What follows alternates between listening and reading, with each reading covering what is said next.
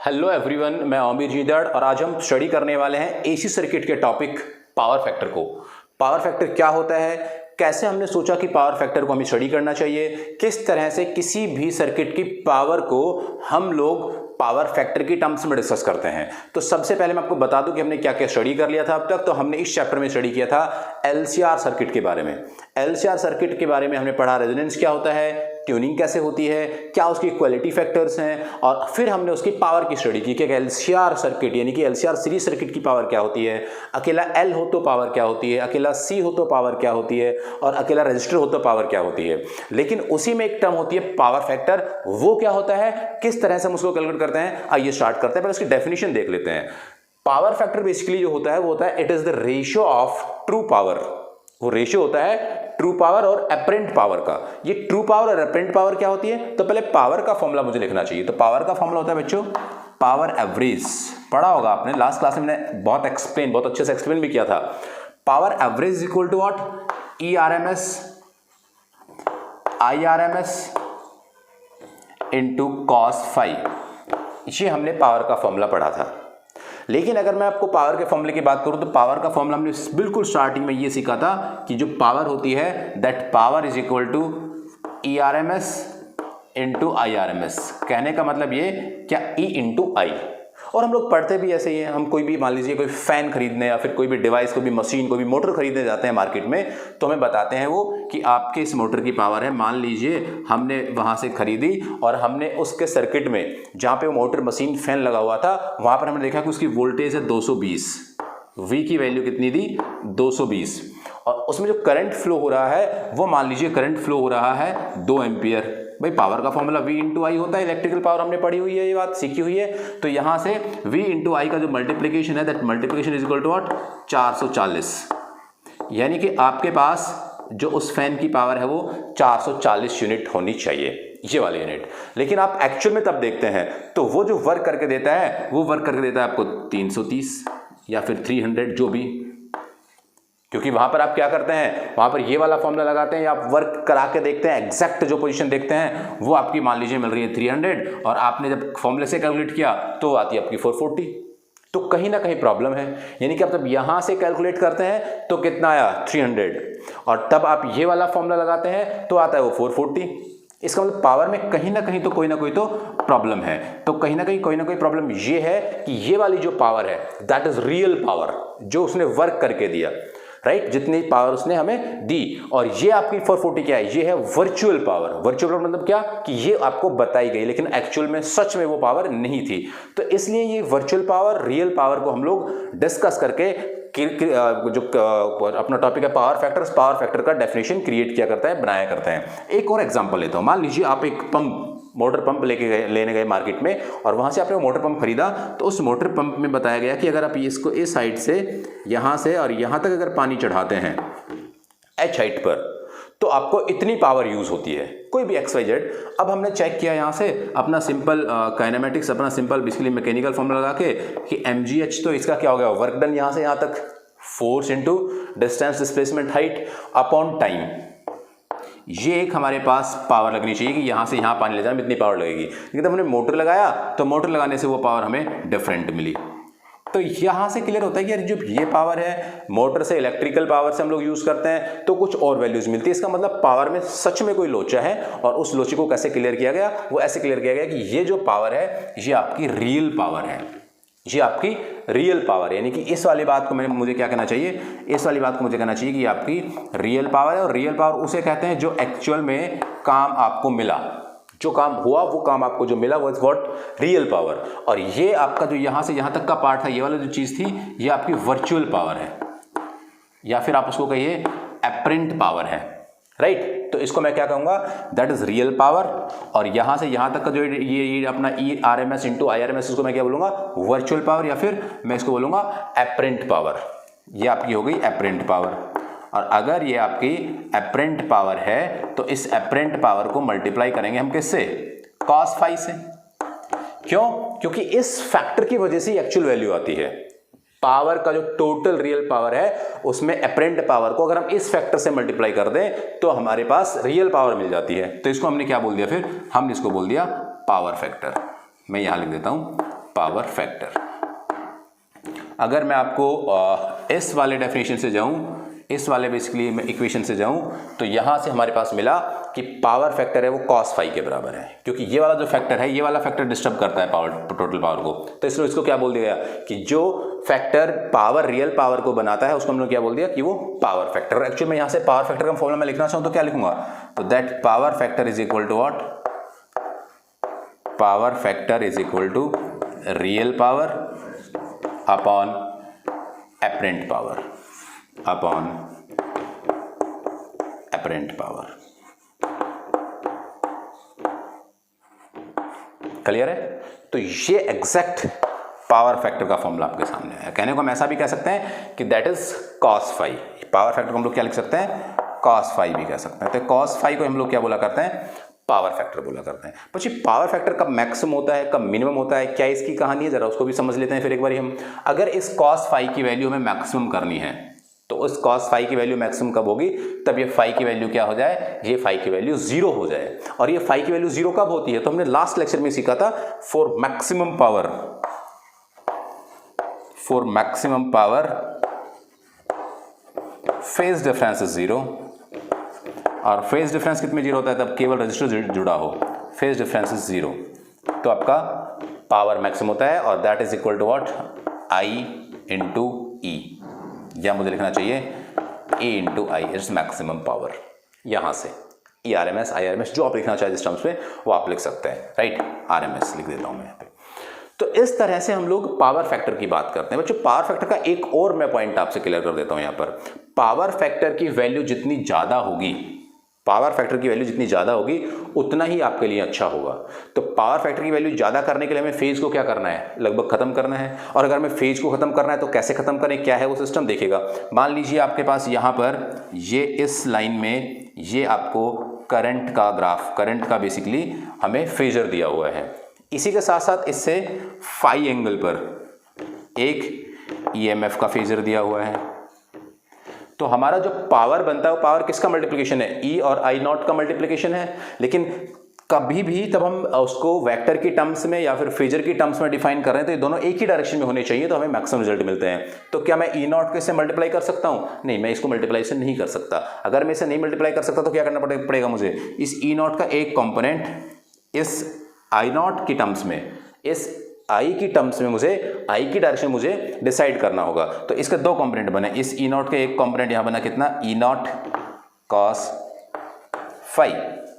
अब यहां से अगर मुझे पावर का फॉर्मूला बनाना हो, इट मे बी, ये आपको विजिबल होगा, दिखाई दे रहा होगा, ओके। यहां से अगर मुझे पावर का फॉर्मूला बनाना हो तो वो पावर का फॉर्मूला क्या होगा, तो वो पावर का फॉर्मूला आपको बनता है पावर इज इक्वल टू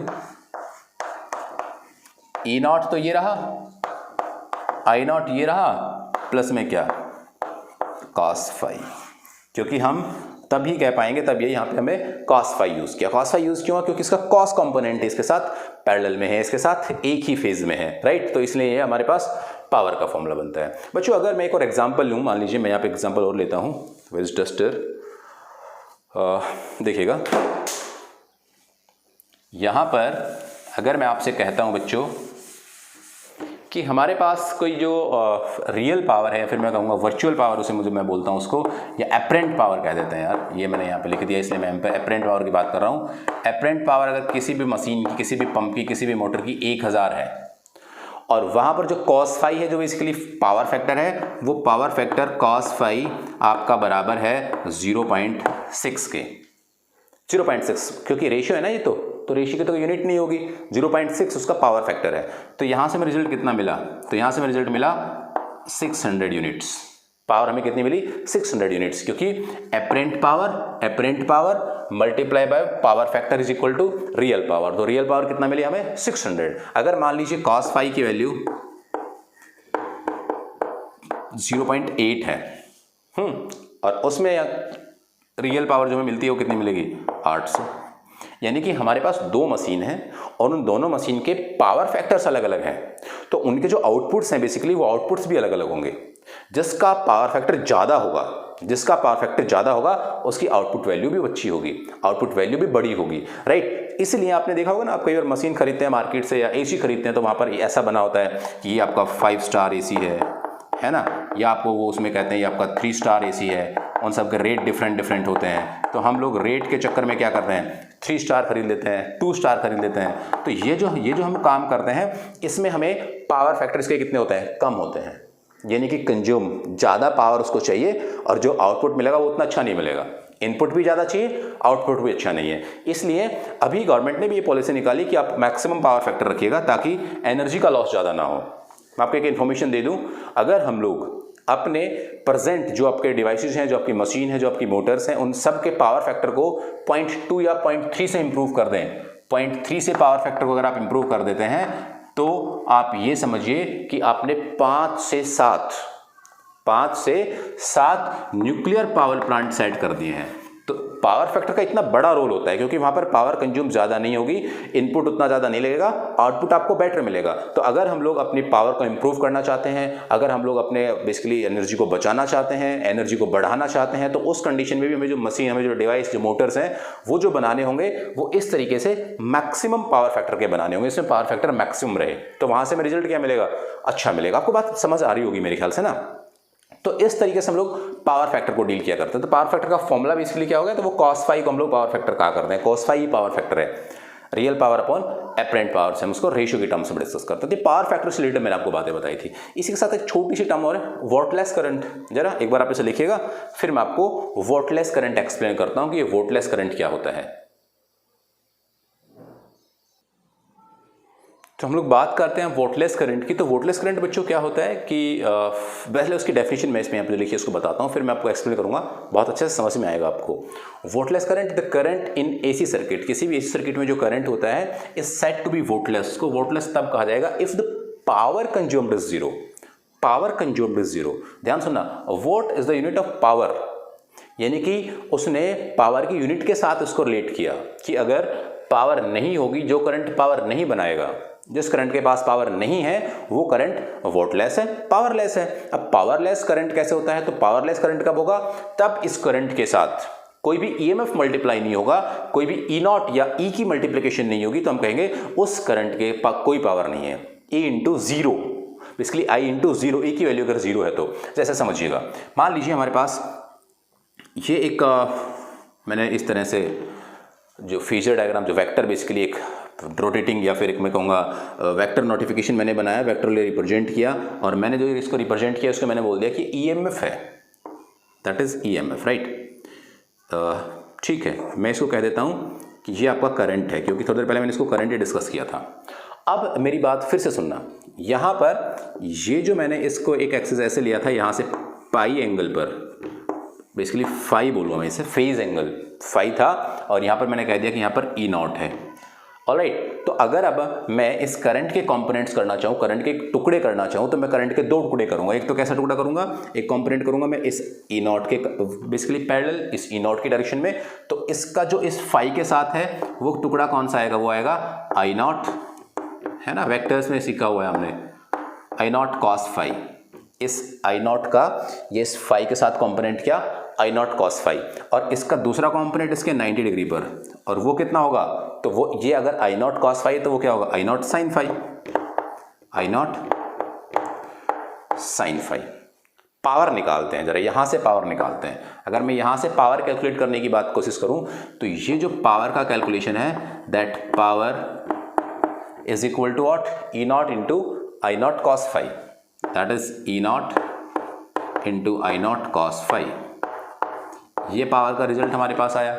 अच्छा, मैं इस करंट से, क्योंकि ये करंट कौन सा था, ये करंट था I0 cos phi, इस I0 का टुकड़ा, अगर मैं इस करंट से पावर निकालना चाहूँ तो पावर कैसे निकालूंगा, I0 इंटू साइन फाई, तो ठीक है ये तो करंट हो गया, बट यहाँ पर EMF नहीं है, और अगर यहाँ पर EMF नहीं है तो ये वाला जो बेसिकली करंट है ये पावर नहीं बना सकता, क्योंकि पावर के लिए हमें क्या चाहिए, पावर के लिए हमें चाहिए होता है I0 साइन फाई। बहुत बढ़िया, अच्छी बात है, आपके पास करंट है लेकिन आपके पास जीरो EMF है, तो आपका पावर क्या, जीरो, पावरलेस। ये वाला करंट कैसा है, ये पावरलेस करंट है, क्योंकि इसके पास कोई पावर नहीं है, और अगर इसके पास कोई पावर नहीं है तो हमने उसको क्या बोल दिया, हमने उसको बोल दिया वोल्टलेस करंट। तो यहाँ पर वोल्टलेस करंट कौन हुआ, जिसके पास कोई पावर कंजप्शन जीरो हो, और वो कौन है, I0 साइन फाई। तो ये जो I0 साइन फाई बना, that I0 sine phi is equal to wattless current,